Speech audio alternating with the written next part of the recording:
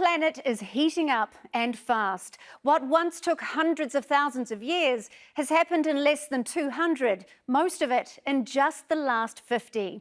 Levels of carbon dioxide have never been this high. The greenhouse gases we've pumped into the atmosphere since the Industrial Revolution have let the sun's light in, but stopped some of that heat escaping, and the global temperature has slowly ticked up. Around 1 degree Celsius since 1880. Scientists say we're on track to hit 1.5 degrees in around 10 years, 3 degrees by the end of this century. Many scientists say it could go much higher.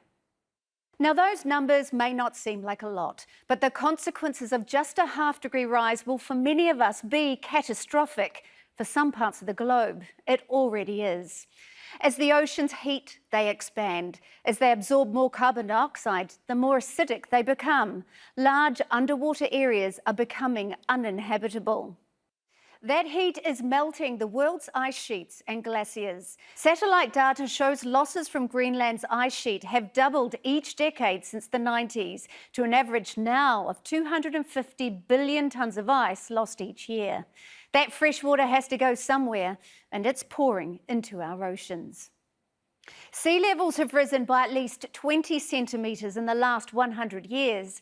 If we do nothing, that figure is expected to climb by around 1 metre by the end of this century, or by a worst-case scenario, a global sea level rise above my head.